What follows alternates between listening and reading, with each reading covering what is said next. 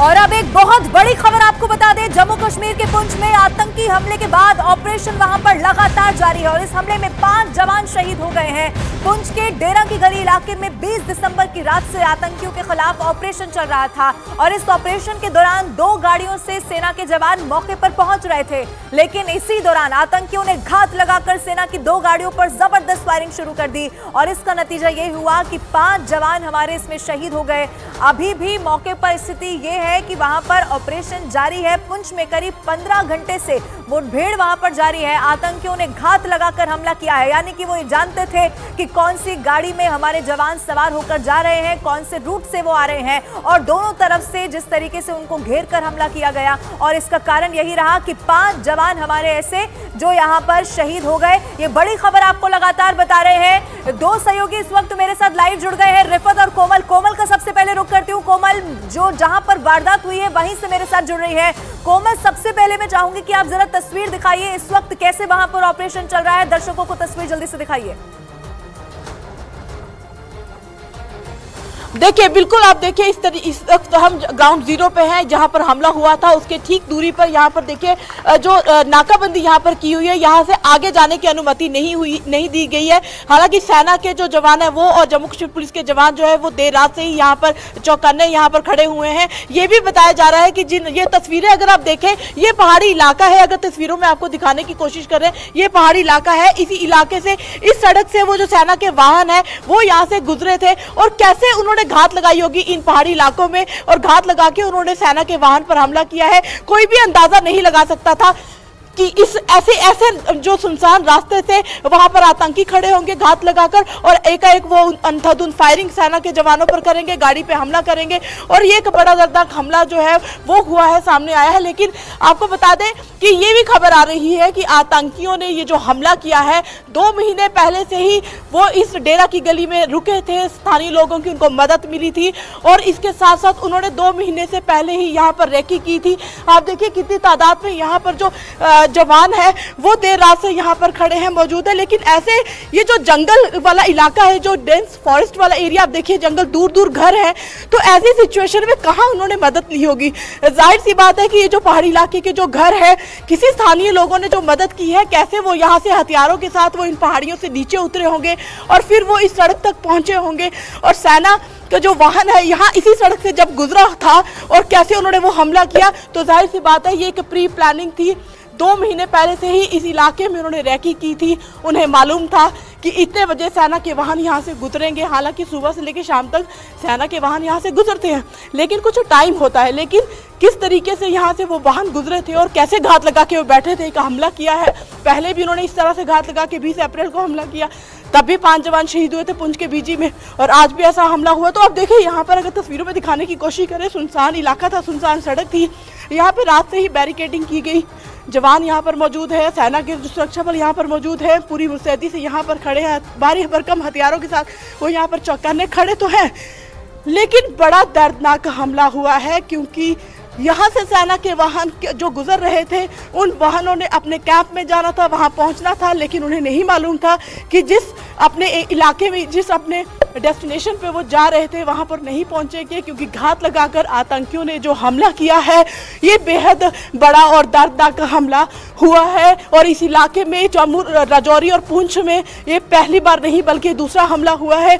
पहले भी घात लगाकर वाहन पे हमला हुआ, सेना के वाहन पर हमला हुआ, फिर आतंकियों ने वीडियो भी जारी किया और आज फिर इसी तरीके से ये सुनसान सड़क यहाँ से गुजरा था वो काफिला और इस काफिले से गुजरते हुए कैसे कोई अंदाजा लगा सकता है कि घात लगाकर इन पहाड़ी इलाकों पर आतंकी बैठे थे और उन्होंने एकाएक उन पर अंधाधुंध फायरिंग की, जिसमें हमारे 5 जवान शहीद हो गए। जी बिल्कुल कोमल, उसी जगह से न्यूज़ 18 इंडिया दर्शकों को एक्सक्लूसिव तस्वीर दिखा रहा है। लेकिन कोमल, जैसा आपने जिक्र किया, ये बिल्कुल संभव नहीं है कि 2 महीने से वो यहाँ पर हो और रैकी कर रहे हो और जो आसपास रहने वाले लोग हैं, स्थानीय लोगों की मदद न मिल रही हो। इससे पहले भी हमने ये हमेशा देखा है, यानी कि वो लोग जो रहते यहाँ पर है वो मदद आतंकियों की करते हैं और उसका नतीजा ये होता है कि हमारे जवान जो हमारी सुरक्षा के लिए चप्पे चप्पे पर तैनात होते हैं, उनको अपनी शहादत देनी पड़ती है। देखिए, बिना स्थानीय लोगों की मदद के इतने बड़े हमले को अंजाम नहीं दिया जा सकता। वो 2 महीने से अगर यहाँ पर रैकी कर रहे थे, उन्होंने खाना भी खाया होगा, उनके पास भारी भरकम हथियार थे, वो कहीं रहे भी होंगे।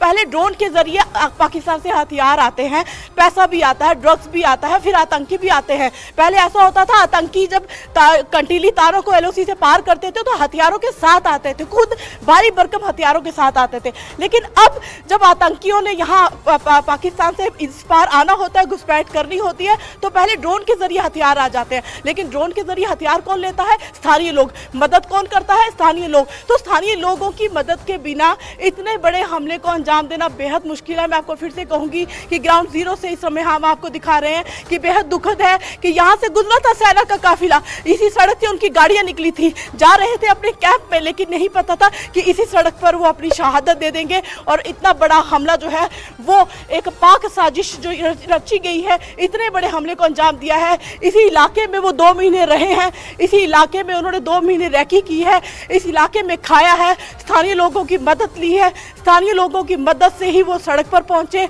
उन्होंने घात लगाई, हथियारों के साथ वो थे, भारी भरकम हथियार उनके पास थे। ये भी कहा जा रहा है कि अगर 2 वाहनों पे उन्होंने हमला किया है तो जाहिर सी बात है आतंकियों की संख्या भी ज्यादा होगी। गाड़ियों को रोका था, गाड़ियों को घेरा था, फिर उन्होंने फायरिंग की, तो आतंकियों की संख्या भी ज्यादा बताई जा रही है। तो जाहिर सी बात है, ठंड इतनी है, कितना ही बड़ा हाइड आउट होगा जो पहाड़ी में छुपे होंगे। 2 महीने तक अगर उन्होंने रैकी की है तो जाहिर सी बात है स्थानीय लोगों की बेहद उनको मदद मिली है, उसी के चलते उन्होंने इतने बड़े हमले को अंजाम दिया है। जी बिल्कुल कोमल, और जैसा आप बता रही हैं कि संख्या और भी ज्यादा हो सकती है, इसीलिए वहां पर ऑपरेशन भी लगातार जारी है, सर्च ऑपरेशन चलाया जा रहा है। रिफत का मैं रुख कर लेती हूँ। रिफत, जैसा कि कोमल ने इससे पहले भी बताया कि अभी भी पाकिस्तान लगातार वहां से आतंकी भेज रहा है, और ऐसा कोमल भी इससे पहले बता रही थी कि अभी भी कई आतंकी हैं जो घुसपैठ की पूरी तरीके से तैयारी में है। लेकिन इस वक्त वहां पर आप इंतजाम क्या देख रहे हैं? चूंकि देखिए, डिकोड तो ये भी खुफिया एजेंसी की तरफ से कर लिया गया है कि रेलवे ट्रैक को निशाना बनाने की साजिश है, लेकिन उनके मंसूबों को कामयाब नहीं होने देना है। उसको लेकर आपके पास क्या जानकारी, कैसी तैयारी वहां पर? देखिए, लगातार जिस तरीके से ऑपरेशन चल रहा है, अब ढूंढ निकाला जाएगा उन लोगों को जिन्होंने अटैक किया। लेकिन जिस तरीके से आपने इन्फिल्ट्रेशन की बात की, घुसपैठ की बात की, हर बार कोशिश हो रही है उस पार से घुसपैठ कराने की। और जिस तरीके से पहले 90s में कश्मीर एरियाज में घुसपैठ होती थी, लेकिन पिछले 3 साल से हम देख रहे हैं राजौरी और पुंछ में ज्यादा इन्फिल्ट्रेशन की कोशिशें कराई जा रही हैं। और खासतौर से जो वहां के एरियाज हैं वहां पे मिलिटेंटों की प्रेजेंस बढ़ाने की कोशिश की जा रही है। और एक मंसूबा यह भी है कि जब राजौरी और पुंछ में घुसपैठ होती है, उसके जरिए से मुगल रोड के जरिए से साउथ कश्मीर मिलिटेंट पहुंच सकते हैं और कश्मीर घाटी में भी उनकी प्रेजेंस हो सकती है। लेकिन जिस तरीके से ये अटैक हो रहे हैं, मैं सबसे पहले आपको दिखाना चाहूंगा, ये जो पहाड़ी सिलसिले होते हैं, आप देख सकते हैं किस तरीके के पहाड़ी सिलसिले हैं। ये भी पीर पंचाल रेंज का एरिया है, एक बहुत बड़ा वसी एरिया है पीर पंचाल का। ये बारामुल्ला या गुरेज से शुरू होकर आगे बारामुल्ला और उसके बाद बड़गाम का एरिया, उसके बाद राजौरी, पुंछ, ये सारा पहाड़ी सिलसिला पहुंचता है। आप देख सकते हैं किस तरीके का डिफिकल्ट एरिया है। और ये पॉसिबल नहीं है कि हर तरफ से सेना इस पे नजर रखे, क्योंकि बहुत सारे दर्रे ऐसे हैं जहां से इन्फिल्ट्रेशन पॉसिबल होती है, क्योंकि LOC जो है इन पहाड़ियों के पीछे है। और जब इस तरीके से इन्फिल्ट्रेशन होती है, कई जगहों पे इन्फिल्ट्रेटर्स को मारा जाता है, कई जगहों पे घुसपैठियों को मारा जाता है। लेकिन कुछ ऐसी भी दर्रे हैं जहां पे वो घुसपैठ करने में कामयाब हो जाते हैं और फिर वो बस्तियों में चले जाते हैं जहां उनको कहीं पनाह मिलती है। और उसके बाद अगर उनको कहीं टारगेट लगता है, कोई सॉफ्ट टारगेट लगता है, यानी कहीं से आर्मी की गाड़ी घुसी, कहीं से पुलिस की गाड़ी आई और उन पे हमला बोलने की कोशिश की जाती है। लेकिन हमने ये देखा था कि पहले ऐसा होता था कि कोई फिदाइन अटैक होता था, लेकिन जब पुलवामा फिदाइन अटैक हुआ उसके बाद जो है मिलिटेंट कोई फिदाइन अटैक करने में कामयाब नहीं हुए, क्योंकि फेंसिंग आर्मी कैंप्स की बढ़ाई गई, पुलिस कैंप्स की बढ़ाई गई, SOPs फॉलो किए गए। लेकिन सबसे बड़ा सवाल यहां पे यह है कि आज सेना को क्यों ज्यादा कैजुअलिटीज का सामना करना पड़ा, क्यों शायद प्रोटोकॉल में कहीं ना कहीं कमी रही है, SOPs में कहीं ना कहीं कमी रही है, जिसकी वजह से नॉन BP गाड़ियों में जो है आर्मी के लोग सवार थे और जिसपे अंधाधुन मिलिटेंटों ने फायरिंग की, जिनकी संख्या कोई 4 बता रहा है, कोई 6 बता रहा है। लेकिन अभी बाकी डिटेल सामने आ जाएंगी। लेकिन कहीं ना कहीं इसमें चूक जरूर यह है कि नॉन BP व्हीकल्स में आर्मी के लोग थे जिन पे फायर का असर नजर आया, यानी गोलियां जो लगी उसकी वजह से जो है आर्मी को कैजुअल्टी का सामना करना पड़ा। अगर हो सकता था कि इस हमले को टाला जा सकता था। रिफत, आप बने रहिएगा हमारे साथ, कोमल आप भी बने रहिए, क्योंकि जब भी घाटी में हम ऐसी तस्वीर देखते हैं तो सबकी उम्मीद बंध जाती है दिल्ली से। दिल्ली से इस वक्त संदीप बोल मेरे साथ लाइव जुड़ गए हैं। और संदीप, जब मैं दिल्ली कह रही हूं तो हम ये जानते हैं कि केंद्र सरकार की नीति कितनी जबरदस्त है आतंकवाद के खिलाफ। जब भी ये नया हिंदुस्तान है, हम जानते हैं कि अगर कोई हिंदुस्तान को छेड़ेगा तो हिंदुस्तान उसे बिल्कुल नहीं छोड़ेगा। लवीना, बिल्कुल सही कहा आपने। जिस तरीके की नीति हमारी है वो अपने आप में ये महसूस करा देता है कि हम लोग आतंकवाद से निपटने के लिए किस तरीके से अपने आप को तैयार करके बैठे हैं। लेकिन अभी के जो सूरत हाल है, जो जम्मू कश्मीर के हालात है, वहाँ पे माहौल बिल्कुल क्लीन हो रहा है, बहुत शांत हो गया है माहौल। नहीं तो इससे पहले हम लोगों ने देखा कि वहाँ पत्थरबाजी तक होती थी, बंद कॉल किए जाते थे, टेररिस्ट अटैक ज़्यादा होते थे, फिदाइन अटैक, जैसे कि रिफत ने भी कहा कि फिदाइन अटैक ज़्यादा होते थे। उसके पीछे की वजह ये थी कि वहाँ पर लोकल सपोर्ट मिलता था। लेकिन अब लोकल सपोर्ट मिलना बंद हो गया, टेररिस्ट फंडिंग बंद हो गई, क्योंकि सेंट्रल गवर्नमेंट की तरफ से जिस तरीके से नकेल कसी गई उसने एक तरीके से कमर तोड़ दी है टेररिस्टों की। और यही वजह है कि अब इतने बड़े अटैक कर पाने में वो कामयाब नहीं हो पा रहे हैं। लेकिन जिस तरीके का अटैक हुआ सूरनकोट, ये एक ऐसी जगह है, ये ऑलमोस्ट एक वैली का इलाका है और एम्बुश के लिए इस तरीके के इलाके को परफेक्ट माना जाता है, क्योंकि एक तरफ वैली है और एक तरफ जो है पहाड़ है। तो ऐसे में वहाँ अगर कोई गाड़ी फंसती है तो उसको निकलना बहुत मुश्किल होता है। तो ऐसे में जो जानकारी, जो सूत्र बता रहे हैं कि 3 से 4 आतंकी हो सकते हैं, जिन्होंने पहले जिप्सी पे फायर किया, उसके बाद फिर पीछे 2.5 टन जो चल रही थी, जो बड़ा ट्रक था, उस पर फायर किया। तो उसी की वजह से ये सारी चीज़ें हुई। लेकिन सबसे बड़ी बात यह है कि आखिर इस तरीके से घुसपैठ की कोशिशें यहाँ ज़्यादा क्यों बढ़ी, क्यों इतना ज़्यादा ऑपरेशन जम्मू की तरफ ज़्यादा हो रहे हैं? क्योंकि जो नॉर्थ पीर ऑफ पंजाल यानी कश्मीर का इलाका है, इस वक्त वहाँ पे बर्फबारी शुरू हो चुकी है, इन्फिल्ट्रेशन वहाँ से हो पाना बहुत मुश्किल हो जाता है। लेकिन अभी जम्मू रीजन में बर्फबारी नहीं हुई है, तो ऐसे में यहाँ से घुसपैठ की कोशिशें इस वक्त भी जारी रहती हैं। और हम लोगों ने इससे पहले भी जितने भी बार अटैक देखे हैं, जिस तरीके के हमले की कोशिश हुई या हमले हुए हैं, उसमें ये देखा गया है कि पाकिस्तान ने अपने जो पुराने जो टेररिस्ट थे, जो कि 6-6 महीने साल भर तक जो है उन रिहाइशों में रहते हैं, और उसके बाद फिर वो रेकी करते हैं और एक सूटेबल टाइम देखकर जो है उसको फिर इस तरीके का एम्बुश करने की कोशिश करते हैं, अटैक करने की कोशिश करते हैं। तो ये ऐसा नहीं है कि आजकल में ही ये टेररिस्ट अंदर इन्फिल्ट्रेशन किया होगा, हो सकता है कि ये साल भर से यहाँ रह रहे हों, बस्तियों में रह रहे हों, और उसके बाद जो आप कह रहे हैं यही जानकारी कोमल भी दे रही थी कि 2 महीने से, अभी तक की जानकारी ये कहती है कि 2 महीने से वो बाकायदा वहां पर रेकी कर रहे थे। मैं कोमल का एक बार फिर से रुख कर लेती हूँ। कोमल, आप चूंकि उसी जगह पर मौजूद हैं, आप जरा एक बार फिर से, मैं चाहूंगी कि वो तस्वीर दर्शकों को दिखाइए कि जहां पर आप मौजूद हैं वहां से कितनी दूरी पर जो वाहन है वो गुजर रहा था और उसके बाद अटैक किया गया, और वहां से जो सीमा होगी पाकिस्तान की वो कितना दूरी पर होगी। जरा तस्वीर आप एक बार फिर से दिखाइए। बिल्कुल, ये तो दिखाने में भी हमें अफसोस हो रहा है कि जिस सड़क पर हम इस समय खड़े हैं, इसी सड़क से उनके वाहन गुजरे थे, वो अपने कैंप की तरफ जा रहे थे, उनका काफिला जा रहा था। तो हम जब यहाँ पर खड़े हैं, हम ये महसूस कर रहे हैं कि यहाँ से वो गुजरे थे और अगले ही पल उनको शहीद होना पड़ा। आतंकियों ने उन पर हमला किया। नहीं सोचा था उन्होंने कि आगे जहाँ अपने कैंप में जा रहे हैं, रास्ते में ही आतंकी घात लगाकर बैठे हैं।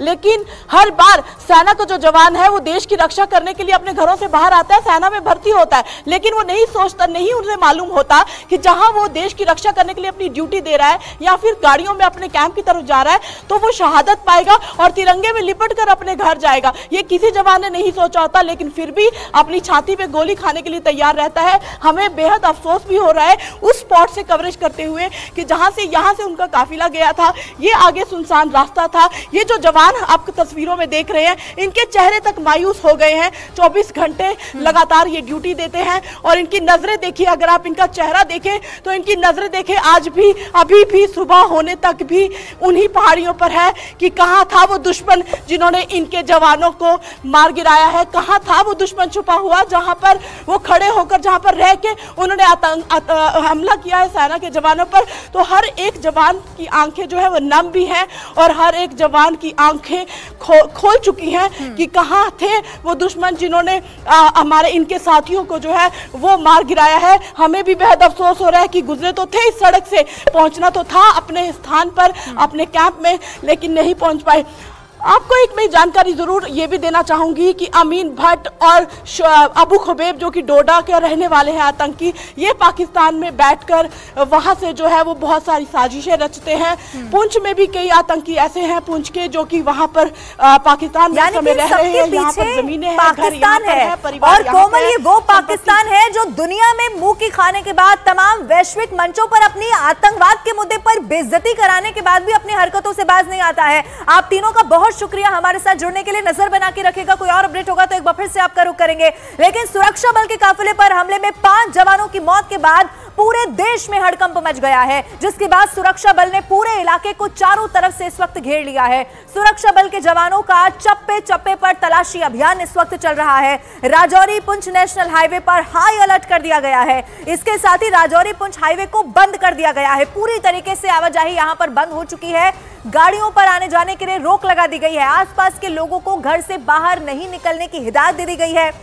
इतना ही नहीं, आपको यह भी बता दें कि इसके साथ जम्मू कश्मीर पुलिस के जवान इस वक्त अलर्ट मोड पर हैं। अत्याधुनिक हथियारों के साथ जवान पूरे इलाके की निगरानी कर रहे हैं, क्योंकि अभी भी कई और आतंकी वहां पर छिपे हो सकते हैं। उन्हें कैसे ढूंढ कर निकाला जाए, उनका खात्मा कर दिया जाए। उधर आप देखिए, खुफिया एजेंसियों ने जम्मू कश्मीर में आईएसआई के आतंक के प्लान को डिकोड कर दिया है। आइए अब आपको यह बताते हैं कि सुरक्षा एजेंसियों ने पाकिस्तान की खुफिया एजेंसी आईएसआई के किस प्लान को डिकोड किया है और इस प्लान में क्या खतरनाक वो कर रहे थे। हाईवे पर सुरक्षा बल के जवानों पर हमले की बड़ी साजिश को डिकोड किया है। रेलवे ट्रैक को निशाना बनाने की ये बहुत बड़ी प्लानिंग थी, ये भी जानकारी मिल गई है। ग्रेनेड हमले और आईडी के जरिए हमले की साजिश रची जा रही थी और बर्फबारी के बीच में कश्मीर में हमले की साजिश रची जा रही थी। अब आने वाले समय में ये तमाम वो प्लान्स हैं जो इस वक्त वहां पर किए जा रहे हैं।